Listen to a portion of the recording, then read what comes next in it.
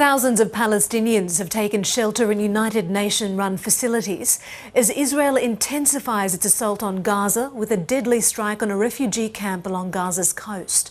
As the violence escalates, the humanitarian crisis deepens. Gaza's main power lines are at risk of collapsing, according to Palestinian media. Egyptian medics are reportedly evacuating some injured Palestinians out of Gaza via the Rafah crossing. Meanwhile, Israel says rockets continue to be launched by militant group Hamas into its cities. There have been no deaths to date. 139 Palestinians and 8 Israelis have been killed in the last week. Middle East correspondent Tom Joyner reports from near the Gaza border. The growing human cost of deepening crisis. Fadi Tanani is burying his brother, sister-in-law and their 4 children. The youngest was just 2.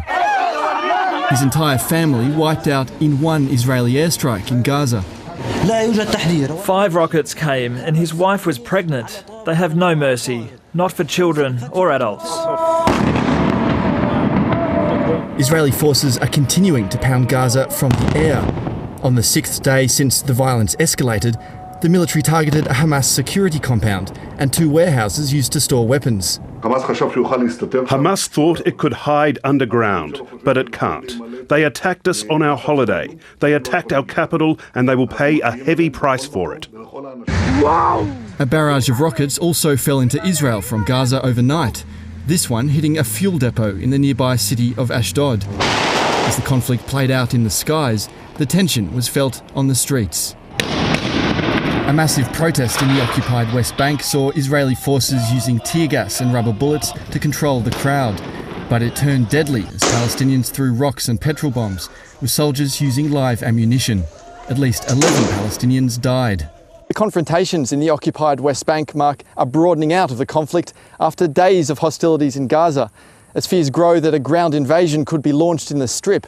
Gaza is struggling with limited fuel reserves, with power blacking out between 8 and 12 hours per day. Water is also a scarce resource, and UN agencies estimate at least 12,000 Palestinians have been displaced from their homes. The fighting has the potential to unleash an uncontainable security and humanitarian crisis and to further foster extremism. While international calls for de-escalation are intensifying, people around the world are demonstrating against the Israeli offensive. Hundreds rallied in support of Palestinians at the Lebanese-Israeli border. One Lebanese protester died after he was shot trying to cross over. Similar scenes played out in nearby Jordan, Turkey, and even cities across Australia. Israel and Palestine!